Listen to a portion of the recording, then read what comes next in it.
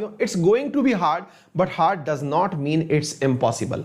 साथियों, हम जब लक्ष्यों का चयन करते हैं तो निश्चित ही वो कठिनाई भरे होंगे, और भारत में तो कठिनाइयां इसलिए भी महत्वपूर्ण हो जाती हैं क्योंकि चाहे पद बहुत ही छोटा हो, पद छोटे से मतलब है पे ग्रेड के हिसाब से, काम कोई छोटा नहीं होता, पद छोटे होते हैं, है ना, क्योंकि पद को हायरार्की के आधार पर बनाया जाता है। पद कोई भी छोटा हो, लेकिन भारत में इतने युवा उम्मीदवार होते हैं कि उसके प्रति रेस बहुत बड़ी हो जाती है।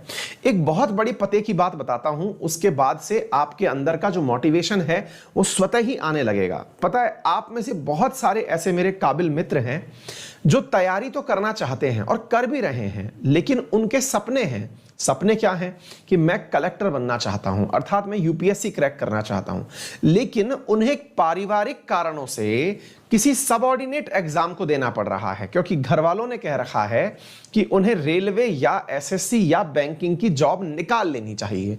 मेरी क्लास में ऐसे बहुत से विद्यार्थी हैं और ऐसे बहुत सारे विद्यार्थियों से मैं दिन भर मतलब संपर्क में रहता हूं, जिनकी सबसे बड़ी दुविधा यही होती है, सर हम लोग जो है तैयारी कर रहे हैं, लेकिन तैयारी करना तो चाहते हैं यूपीएससी की, कर भी रहे हैं, लेकिन सर होता यह है कि घर वाले कहते हैं कि पहले जॉब ले लो, और जॉब किसकी ले लो, रेलवे की ले लो या एसएससी की ले लो। इसलिए मैंने रेलवे, एसएससी, बैंकिंग इनकी तैयारी पहले करना शुरू कर दिया है और फिर मैं यूपीएससी की तैयारी करूंगा। पता है आपको क्या होता है साथियों, एक बहुत बड़ी बात बताता हूं और आप इसको मानिएगा जरूर, और इसको मानने से आपको बहुत बड़ा परिवर्तन अपने आप में नोटिस होगा। होता क्या है, मान लीजिए आप एसएससी एग्जाम की तैयारी कर रहे हैं और आपको पता है कि आपके अंदर कैलिबर है, टैलेंट है, आपका दिमाग बहुत तेज चलता है, आपसे कम दिमाग वाले भी यूपीएससी की तैयारी में बहुत अच्छा कर रहे हैं, प्रिपरेशन के माध्यम से एग्जाम भी निकाल रहे हैं, आपको सारी कैलकुलेशंस हैं, लेकिन फिर भी आपको पारिवारिक कारणों से तैयारी करनी पड़ रही है। मैं आपको एक छोटा सा कारण देता हूं जिसकी वजह से आप उस तैयारी को जो वर्तमान में कर रहे हैं इसे बड़ी इज्जत से करेंगे। होता क्या है कि हम लोग जब तैयारी करते समय किसी और गोल के बारे में विचार कर रहे होते हैं और जिस तैयारी में हम हैं उसे अंडर एस्टिमेट कर रहे होते हैं, तो उसके लिए हिंदी में एक बहुत ही जबरदस्त शब्द है और वो है ना घर के ना घाट के। अर्थात ना तो आप अपने उस एग्जाम के लायक बचे जिसकी वर्तमान में तैयारी कर रहे हो, और ना ही उस एग्जाम के लायक बच पाओगे जिसके लिए आप सपना देख रहे हो, क्योंकि आप सफल ही नहीं हो पाएंगे। आप पूछेंगे सर ऐसा क्यों कह रहे हो, ये तो सुबह सुबह एकदम शराब जैसी बात हो गई। ये बहुत कटु सत्य है। यदि आप एसएससी की तैयारी कर रहे हैं और आप अपने आप को ये सोच रहे हैं कि नहीं ये मेरे हिसाब से कम तैयारी है, आप उसको उतनी इज्जत ही नहीं दे रहे हैं, तो यकीन मानिए ना तो एसएससी निकलेगा ना ही यूपीएससी निकलेगा। और ये अभी से लिख करके रख लीजिए, इसको कोई नहीं बदल सकता है।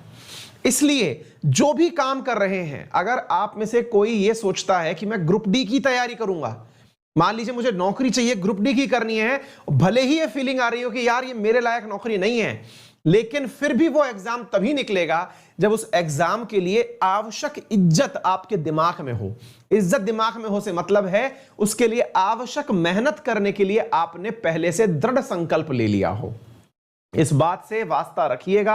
आप में से बहुत सारे विद्यार्थी इसी पेशो पेश में स्टेट पीसीएस की तैयारी वर्सेस यूपीएससी की तैयारी में परेशान रहते हैं। ना कभी स्टेट पीसीएस निकलता ना यूपीएससी निकलता। रीजन, स्टेट पीसीएस की तैयारी घर वालों के दबाव में कर ली और यूपीएससी आपका सपना है। स्टेट पीसीएस की तैयारी कर ली और उस समय पता चल रहा है यार मैं तो यूपीएससी के लिए बना हुआ हूं। आप उतनी मेहनत जो स्टेट पीएससी को चाहिए आप दे ही नहीं रहे हैं और आप अपना यूपीएससी का ख्वाब भी पूरा नहीं कर पा रहे हैं। आप लटक गए, पेंडुलम हो गए, दो नावों पर पांव रख लिए।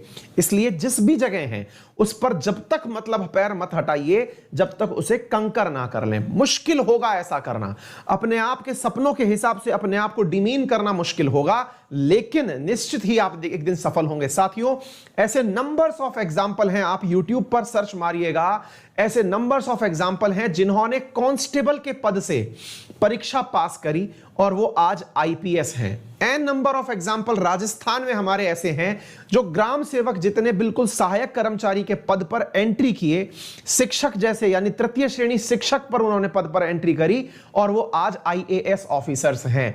रीजन ये नहीं है कि आपके सपने बड़े हैं तो आप अपने आज के काम को छोटा छोड़ सोचें। साथियों, जो काम कर रहे हैं उसे बड़ा समझें।